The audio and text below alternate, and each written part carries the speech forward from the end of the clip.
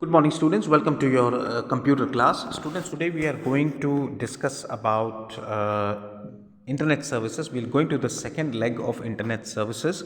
In our first block, we learned about information retrieval. So that is in yesterday's class.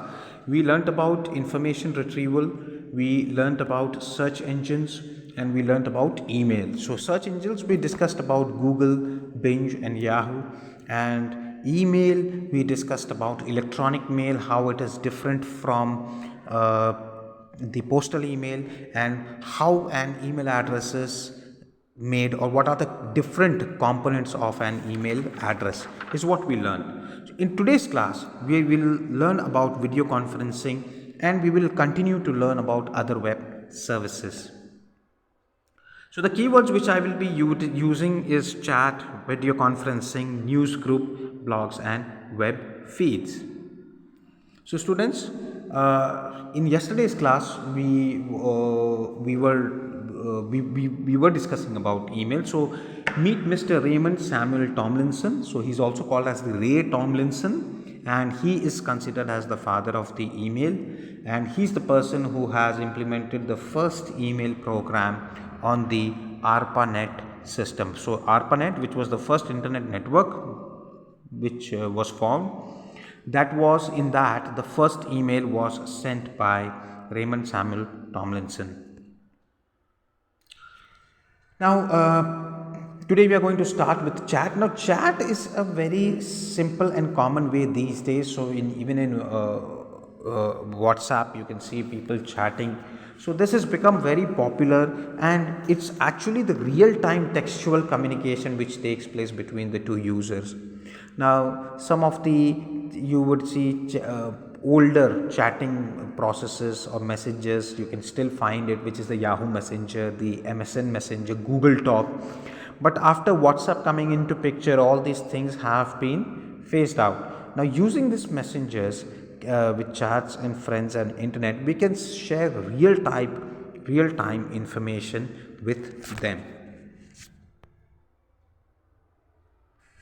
Next comes the chat room. You can see this is how a chat room looks like. Now it is a service in which multiple users talk about one particular related topic, right? And it is posted on the internet. So video chatting is also become popular. Skype, most of you use it. Zoom, which is video chatting. So normally you can also do meetings in that. So is used. Skype is also used for meetings and chatting, whereas Zoom is also used for meeting as well as chatting. Next comes is the acronyms. Now you would have seen people using a lot of acronyms like LOL, AYW, SAT, MGB, AFN. So there are different meanings for that. So THX stands for thanks, BRB means be right back, OMG, oh my god, and BTW, which is by the way. So these are considered as internet lingos, which is commonly used in the internet world, so that in short words the real message is conveyed. So that is called as acronyms. Apart from acronyms, emoticons are also used. You would have seen emoticons such as smileys, which we normally call as. So there are different smileys, which is smile, sad, surprised, confused, and tongue out. So normally, even most of you would have seen in WhatsApp also people using these emoticons to express their emotions. So earlier the words sometimes fail to express the feeling, but when you send emoticons across to the person, he or she gets to know how or what that person is feeling about that particular chat or message.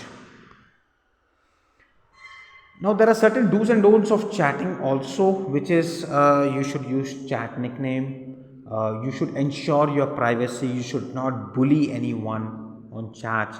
You should not agree to meet an unknown person on chat. A lot of frauds and a lot of other things happen when you meet and when you communicate with people whom you are not supposed to or whom you don't know.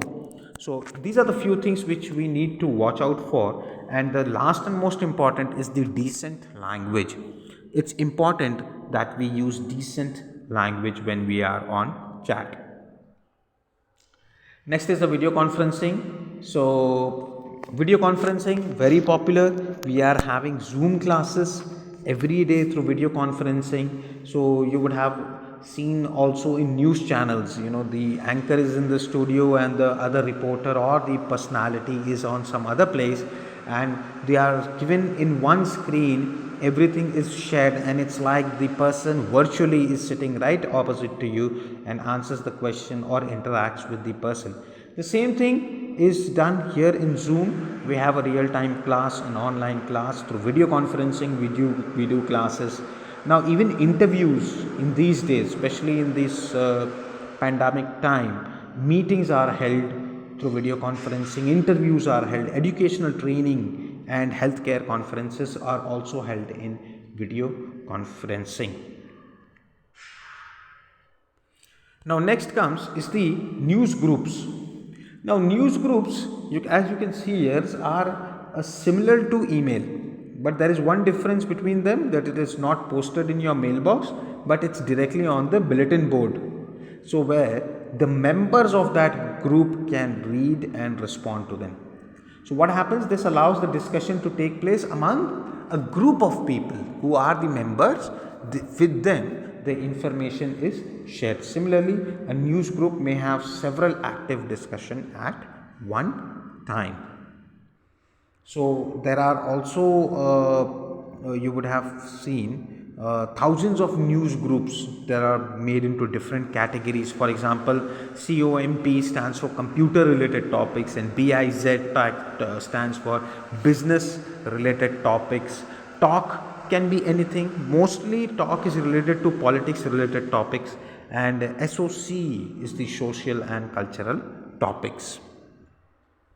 Next comes is the blog. So blog, which we also call it as a weblog, is a website where the website has a personal diary type entries it's in the reverse chronological order. So what do people do is people express their thoughts or feelings through words in these blogs, and there are people following them who read their blogs, and there are people who write the blogs. So the person who writes the blog is called as the blogger, and the activity of blog is called as the blogging, and the content on the blog is written by the author. So writing on a blog is also known as posting entries.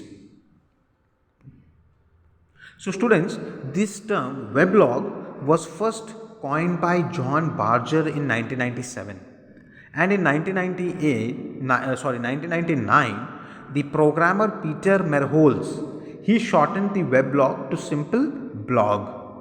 And then there was a college student named Justin Hill who created the first blog, which was links.net in 1994. At that time it was called as the personal homepage. So students, this brings us to the end of today's discussion. So our homework would be true or false, and question number 1, give the advantages of video conferencing. So these are the two questions we will be doing for homework. Question of the day is the weblog. The term weblog was coined by, so who coined the word weblog would be one which you will be answering it. And just in case if you have any doubts or questions related to today's class, you can reach me through the comment section. So thank you for your time and have a wonderful day ahead.